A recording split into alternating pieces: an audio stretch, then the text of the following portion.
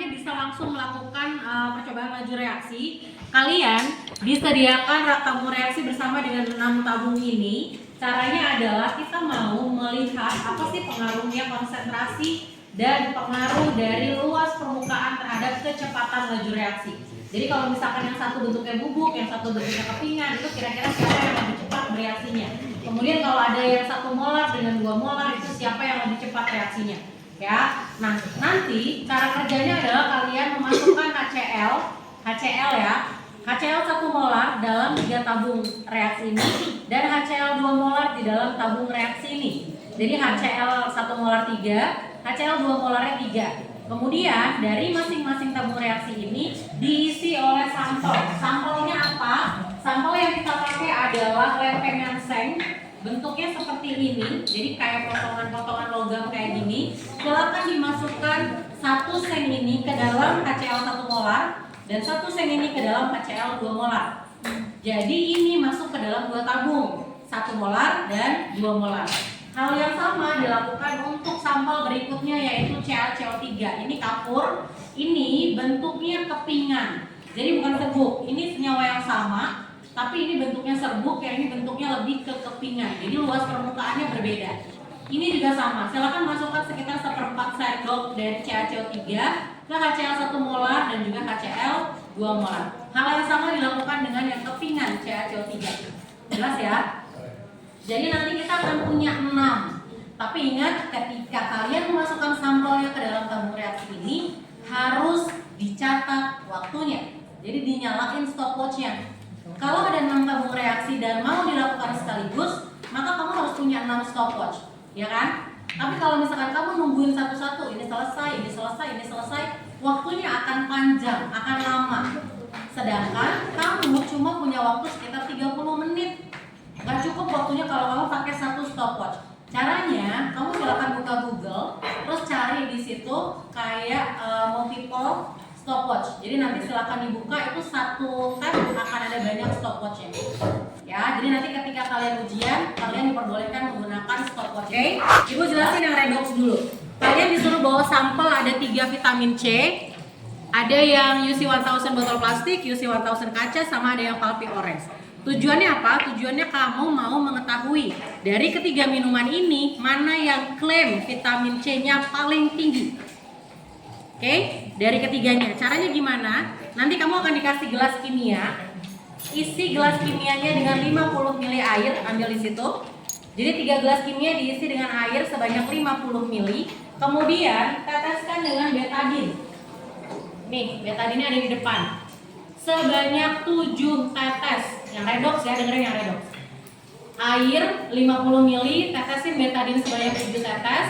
Kemudian kamu harus mengecek bahwa ketiga gelas yang berisi betadin dan air tadi harus punya warna yang sama. Kan 50 ml, kasih 7 tetes. Kadang kalau orang yang netesin beda, itu warnanya juga kadang nggak sama. Jadi kalau bisa yang netesin betadin ini cukup 1 orang untuk ketiga gelas itu.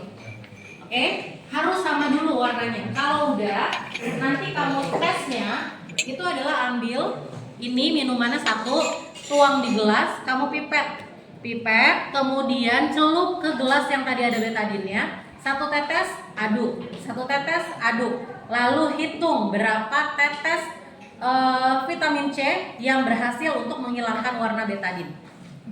Jadi nanti betadinnya warna coklat atau kuning gitu, ditetesin sama si vitamin C air jeruk ini. Kira-kira berapa tetes yang dibutuhin vitamin C untuk menghilangkan warna betadin? Semakin sedikit jumlah tetesan vitamin C-nya, artinya vitamin C-nya paling tinggi. Ya, jadi kalau misalkan ini 2 tetes, yang ini 10 tetes, maka ini paling tinggi vitamin C-nya. Jadi kamu nanti bisa mengecek minuman mana yang klaim vitamin C-nya itu paling tinggi dari ketiga minuman ini. Jelas? Warnanya kembali jadi warna air bening. Oke, untuk yang elektrolisis boleh diperhatiin. Ini alat yang dipakai, ini adalah batu baterai, kemudian ada penjepit buaya. Lalu di sini kalian juga dikasih yang namanya elektroda. Ada yang tahu elektroda itu dibagi jadi berapa? Apa yang pertama? Anoda dan katoda. Jadi nanti di sini ada yang dihubungkan ke sumber listrik positif dan juga ada yang sumber listrik negatif. Seperti biasa ini dijepit ke kutu positif dan negatifnya baterai. Seperti ini. Kemudian ujungnya ini dijepit ke elektrodanya. Elektroda ini ujungnya beda ya. Yang di sini lurus, kemudian yang satu di sini kayak berbaut gitu loh. Kayak baut, kamu tahu baut gak? Ya, jadi kayak bisa diputar gitu ke alat. Nah, yang ada geriginya ini dijepit oleh elektroda. Jepitnya seperti ini. Jadi lurus aja.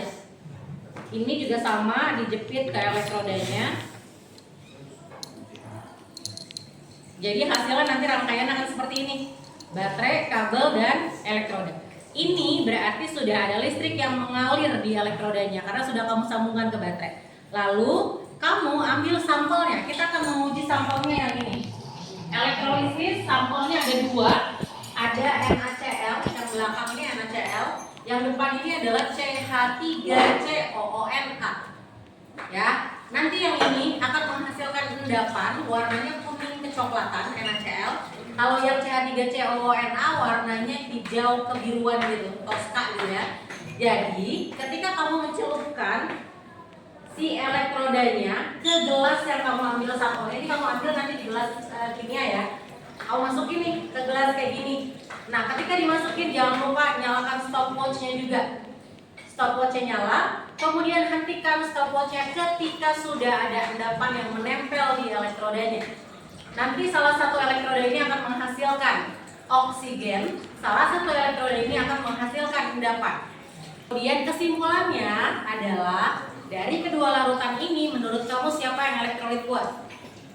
Harusnya kalau dia elektrolit kuat maka waktu menghasilkan endapannya lebih cepat atau lebih lambat?